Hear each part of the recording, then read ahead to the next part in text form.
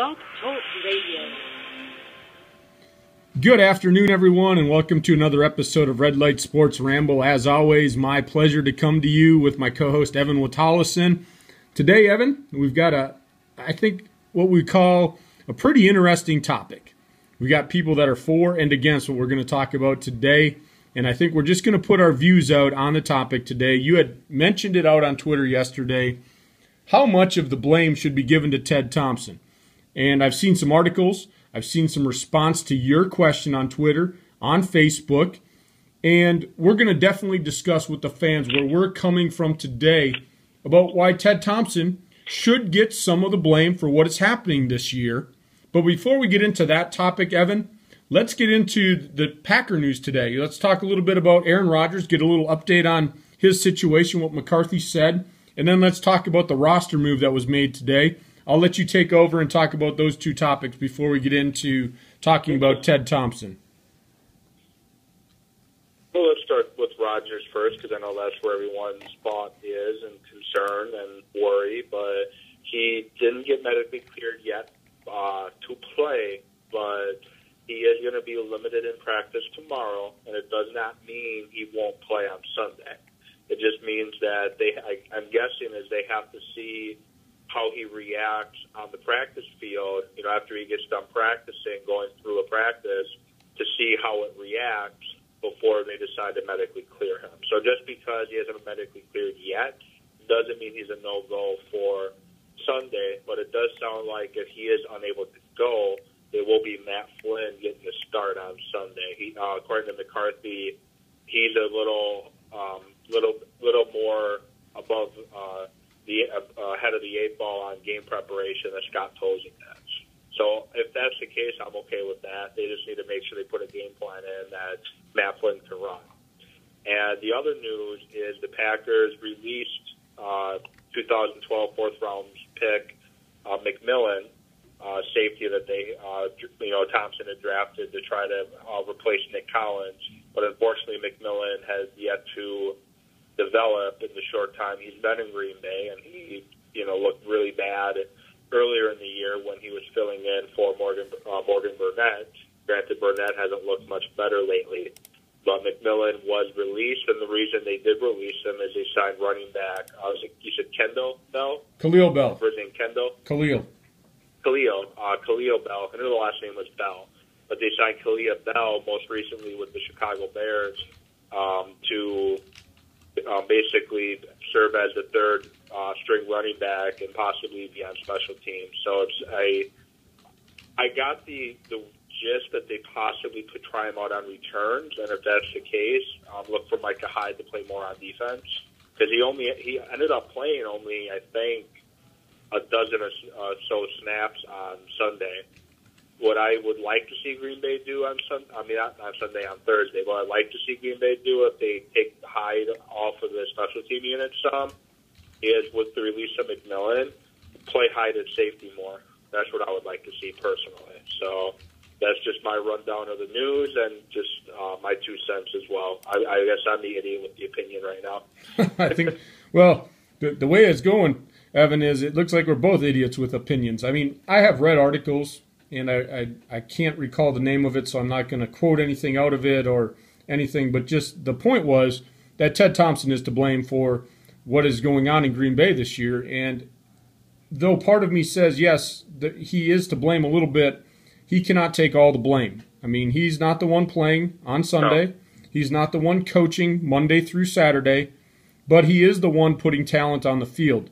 So I'm gonna start with a Facebook comment we had today, Evan, and you and I had talked about it in the pre-show, and it's actually a friend of yours, and I don't know how to say his last name, so you can say it. Wadowitz. How do you say it? It's Don Wadowitz. Don Wadowitz. Well, he put out, in reference to our question, you had stated on tomorrow's Red Ramble and I discussed Ted Thompson. How much blame does he get for the season? All under 50%, 50%, more than 50%. Let us know what you think. His response, and I'll quote it word for word as I have it up on the screen. Blame, ? What is there to blame? ? How deep do we expect NFL teams to be nowadays? ? Apparently, we expect all-stars to be backing up possible Hall of Fame players. Jeez. So, when we look at that, I don't think you and I are on the same page that we're expecting all-stars to be on the bench.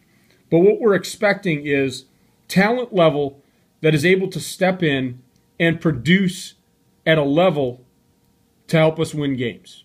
That's my thought on that. I'm not expecting all-stars, and then maybe every once in a while you do find that backup that is a hidden gem, that is that diamond in the rough, that can step up and really prove that, hey, I should be a starter. I can be an all-pro. But I don't think that's what we're expecting. Is it, Evan? No, it's not at all. The salary cap limitation, I get, what the limitations are. But just by looking at the talent currently on the field and seeing what had been available, it just, you can't help but put some of the blame on him. And I'm going to go into, a little bit on why really quick. I get that the GM, his job is to, oversee the pro personnel department and college personnel department and, listen to their judgment, and that's how he decides who he's going to sign or who he's going to draft. But if you just look at, and I'm just going to mainly point on defense first. They draft Nick Perry in the first round last year, and the jury's still out on him. But he's a 4-3 end, but now he's playing 3-4 outside linebacker. They have Mike Neal, who is a defensive end, playing outside linebacker. Brad Jones, who isn't a starter in this league, in my opinion, he's the starting in the middle of the defense for the Packers, a middle linebacker. They just gave him that new contract that he, from last season too, a pretty nice size contract. AJ Hawk, who is a fringe starter in my opinion, he's not an every down linebacker. They have him starting in the middle, and then you have MD Jennings, who did not show anything last year to warrant the extended look that he got this season, and then now they released McMillan. Those were your safeties week one, McMillan and MD Jennings. And neither of them have shown that they can start in this league. McMillan still being young, maybe he had that possibility to develop into a starter. And then, he did upgrade the safety position when he could have. The draft is really deep at safety. There are some free agents out there that he could have looked at to help bridge the gap for McMillan to become ready to play. And then Mike Daniels, who's the Packers' best pass rusher, but he's not a full-time player, especially in the 3-4 defense. He's 6 feet tall, I think 295 pounds. That is very undersized for 3-4 defense, and that's what Dom Capers has to work with. He has two outside linebackers that are playing out of position that should be on the line. He's got two inside linebackers, one that's a fringe starter, one that's shouldn't even be a starter in my opinion. And then he had two safeties that are not starters in this league, especially McMillan at this point. And that's the defense that Dom Capers is given to run. And we all know in the past the defense Capers like running is super aggressive. And then you look at on the offensive side of the ball, they run a 3-4 defense, and they keep a lot of defensive linemen. You don't need as many defensive linemen as they had coming out of camp. They had no depth on the offensive line. They did not have a backup center, so Cedric Smith's unable to go on Sunday. You're stuck with T.J. Lang at center, and either Marshall Newhouse or Lane Taylor at guard.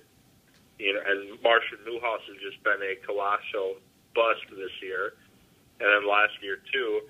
And then they're too loyal to players who have gotten hurt or have underperformed. Marshall Newhouse has underperformed mightily. He's still on the team. And Derek Sherrod, if he's not able to play full time yet, then why still use a roster spot for him when you can fill that with so many different people? So when I look at Ted Thompson, the reason why I give him at least 50% of the blame, look at the personnel he has given the Packers coaching staff to work with, especially at the backup quarterback position, and what are they supposed to do? No, I agree. And I'm on board with you. And when the injury bug hit us again this year, I had said, well, it'll be okay. I haven't touched on the injury bug yet. Yeah. Well, and that's where I'm leading into, because I think what you said, I will just be repeating you. And in a 30-minute show, that would just be a waste of time. So, the things that you said, are really the basic things that we're talking about today.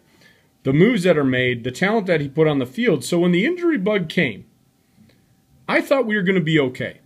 And I thought we were going to be okay, Evan, because when we won the Super Bowl, were we not in a similar type situation, just a rash of injuries? We led the league with number of players on the IR going into the playoffs, but we had a great run to the Super Bowl, didn't we? We did. And we all had the same concerns, but these players then stepped up. These players filled roles, and maybe they played above their head, but they developed and they got better and they played consistent. And I don't see that this year. When we had the injury bug, when we won the Super Bowl, that team gelled together. What I'm seeing on defense right now is a lot of individual play. I mean, during the Lions game, there was times when you're looking and there was such a lack of miscommunication in that backfield that's what was part of the frustration. It looked like sometimes they didn't know if they were playing man. They didn't know if they had the help over the top. They had no idea what was going on. And so the sad thing is they should know if they're playing man or not, because they don't play man right now. All they do is play soft zones. Like, I don't get why it's so confusing. That's a totally different topic, Evan. You've always got to throw one little zinger in there. But you're absolutely right. But my point is, when we won the Super Bowl, we had players that we could develop. Not a lot of all-stars, but some players that went in. And one that comes to mind is Eric Walden. Yeah. Eric Walden comes to mind. The guy, I personally think Indianapolis overpaid for that guy, and I don't think he's an everyday starter. But I'll tell you what, when he came in that year, the coaches coached him up. He filled a role, and he played a big part in us winning that Super Bowl. And that's what we're talking about. And look at who a backup middle linebacker was that year, too. Desmond Bishop was a backup to start the year, and he had to fill a starting role. Exactly, and that's what we're going at with this, is that we just don't have the talent on the roster to fill into these roles when the injury bug came along. And the person that makes the roster, yes, I'm sure McCarthy and the coaches have input as training camp winds down. But ultimately, like you're saying, Ted Thompson had an opportunity to fill some voids. And the one that still gets me is I really wish we would have made an effort at getting Huff in the offseason. He's not an all-pro player. He's not a superstar. But I thought he was a good veteran. Better than Jennings. A good, aggressive veteran that we could have signed. And I know we're not big in free agency. And it's been the Packer way and the Thompson way to not overspend in free agency, and I understand that. But now look what's happened. We've got unproven players. We've got young players. There is no leadership on that defense in the backfield. You and I were talking about it. Morgan Burnett is not a leader at safety, and he can't, and that's why there's miscommunication in the back. We don't have a leader. Now, would Huff have been the answer? I'm not saying that would have been the answer. It is an example that we didn't make a move when we could have. And now we're left, like you're saying, playing the Marshall Newhouses, playing people out of position. However, people were playing out of position coming out of training camp. So, again, that is another ramble for another day about the scheme and the system that we've been playing. But now this year, the injuries came up, and now my hope has been diminished that why a couple years ago did we have players that could fill in when there was injuries and we didn't miss a beat, and now we get injuries and we've fallen off the face of the earth. We're not even missing a beat. These guys are out there singing like I do. Yeah, they're playing, and I'm saying, when we miss a beat, I crack windshields when I sing, and these guys are even worse than that right now because it's individual play. They're not gelling in the system, but it's the talent level. They don't have the talent. We talked about it yesterday. When you're thinking about what you have to do on the field, you've already defeated yourself. And that's what I see. So that's going to lead us into the back part of this. people want to blame the coaches for not developing the talent, and they want to place the blame directly on Mike McCarthy and directly on Dom Capers. You and I talked about this, and we have a great example of it, Evan, and I want you to take the listeners why the coaches get some of the blame, but not all of it.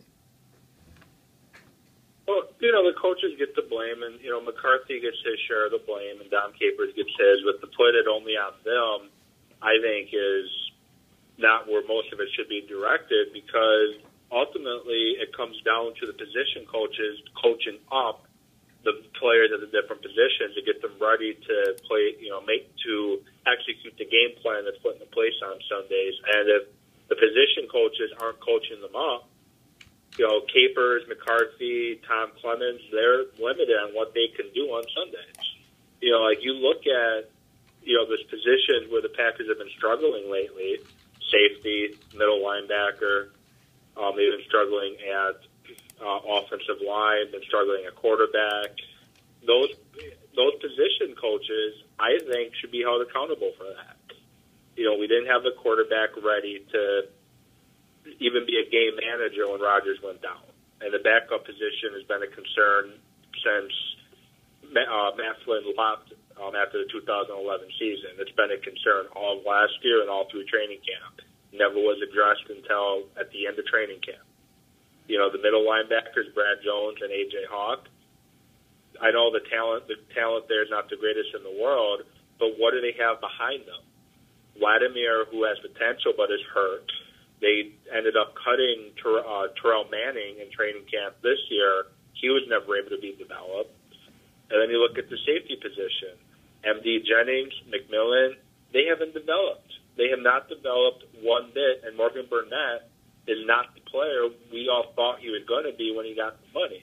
And now you look at the offensive line, outside of your starting five, who else is there?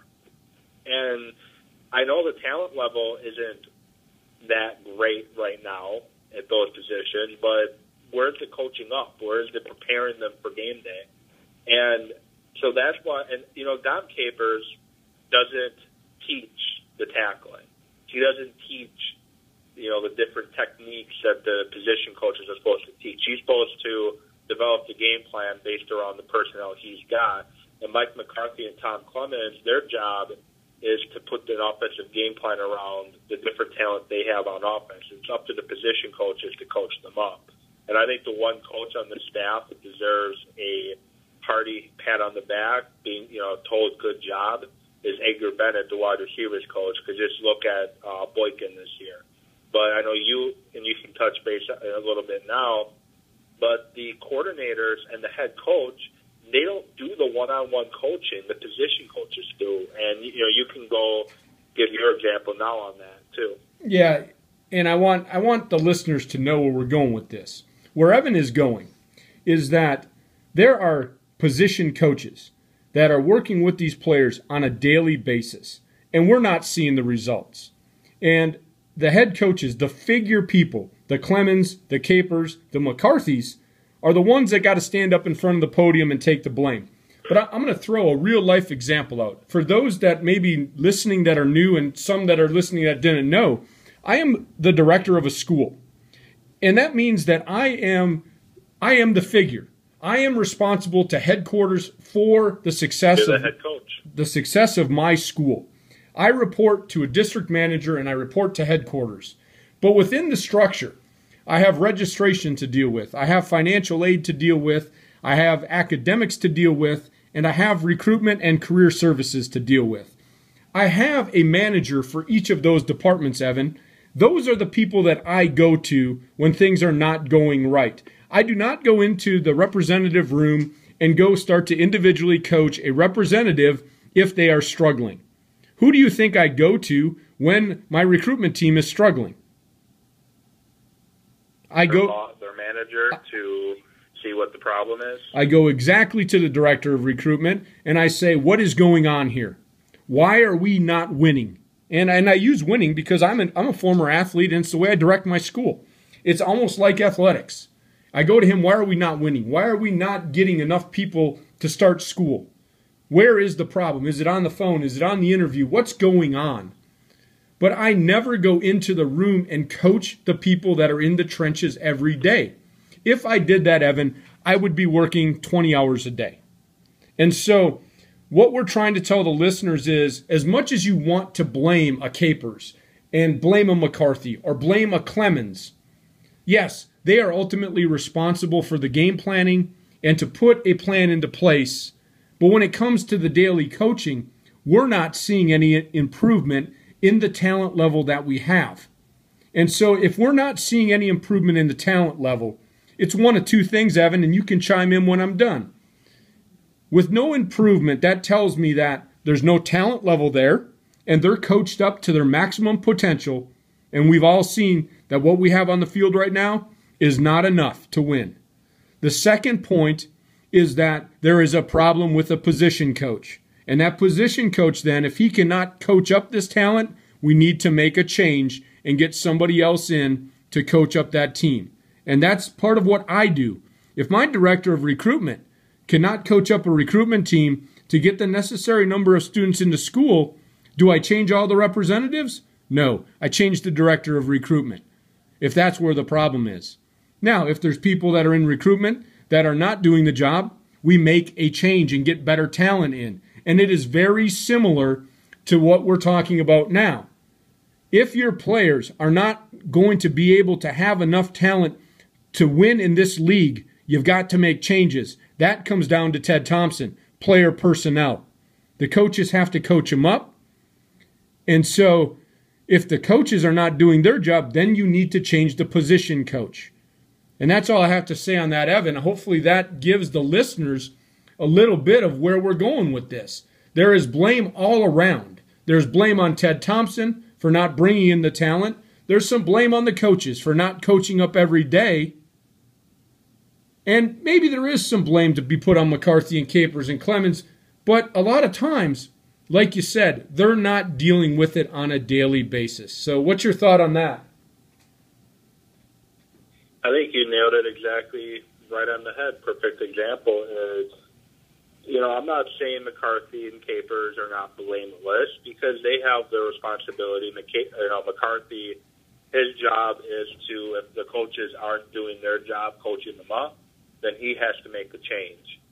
And if it's his position coaches, then make a change. If it's, if Dom Capers isn't, utilizing what he has at his disposal on defense, then you got to find somebody that can. So ultimately, McCarthy deserves blame. Capers deserves blame, but so do the position coaches, and those are the ones that people are failing to point any kind of finger at. Is what's the safeties coach been doing? Obviously, he hasn't been coaching up the safeties. What has the offensive line coach been doing? Because for the last 3-4 years in a row, the Packers have been near the top in sacks allowed. And I know they can only work with the talent that they got, but that's when it falls back onto Thompson for not getting them the talent to replace the ineffective pieces like a Marshall Newhouse or like a Jennings, like a McMillan, like whoever, Brad Jones, Hawk, So blame goes all the way around, and blame also goes on the players too. The players need to do their jobs. They all have jobs to do on the field. They need to do them. And if they're not doing them, then the coaches and position coaches need to find somebody that can. If the player is not currently on the roster, then Ted Thompson has to find somebody that can be put on the roster. So, as you said, blame goes all the way around, but I think most of the blame does ultimately fall on Thompson. Oh, it does. The majority of it will for not allowing the roster enough talent for the coaches. But we also know that there is some blame on position coaches because you and I talked about it. We're not seeing players develop this year. Now, again, like I said, it's one of two things. Either they're maxed out and that's as good as they're going to get, or two, the position coach is not doing their job. And so, again, it's a combination of both. Players, coaches, Ted Thompson, who's going to take the brunt of this from me and you. You and I are on the same page here. Now, I'm going to go back to the comment your buddy made. We're not expecting these players, the backup players, to be all-stars. But we're expecting them to go in and be able to perform at an NFL level to allow us to win a game. That's where my frustration is, Evan. Because when we won the Super Bowl, we proved that we can do it that way. And now this year, we're not doing it. So we gave Ted Thompson the kudos when the Packers had all those injuries and they won the Super Bowl. So now he's got to take the blame. He has not done enough with this roster to allow the backups a chance to move in and be successful. So that's about all I have to say on that, bud. Do you have anything else to say? We're running just under 5 minutes right now. Not much on that since we're running out of time. Just a quick reminder of who the Packers even had on their roster at that particular time too. Like Desmond Bishop was a backup that year, and he had to become a starter. Nick Collins is on that team. Charles Woodson was defensive player, one of the top defensive players in the league that year. They don't have those guys on the field anymore, and Thompson hasn't done anything to replace, your Cullen Jenkins or your Desmond Bishop, your Charles Woodson, your Nick Collins. He hasn't done anything to replace them, and that's where, again, put the blame on him. That's where the blame comes in again. So, but on that note, thank you for everyone taking the time to give us a listen, either live or, listening to us later on when they get the chance to. We appreciate it. We do this because we love talking sports, but we also love informing our viewers. You don't have to agree with everything that we say, but, I hope you enjoy listening to what we have to say. So, with that said, thank you to Cass and your daily CowboysFootballFix.com, and special thanks to you for taking care of all the technical side of it right now with the YouTube and the login stuff on that end. So that's all I got to say.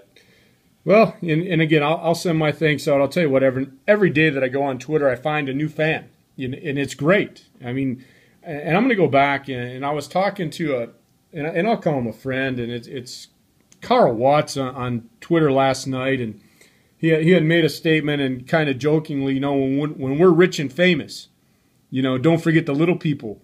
And I just want to, and I bring it up because every day, Evan, that I go on Twitter, I find a new person that maybe I've talked to in passing on Twitter and maybe a tweet here and there, but I get it today, and I got it from one of our listeners, Ash. She is a follower of ours, and she just found out today we're on YouTube, and I said, we have 105 episodes out on YouTube, and she retweeted it, and I gave her thanks, as I always do. We appreciate the support. Thanks for retweeting, getting the show name out.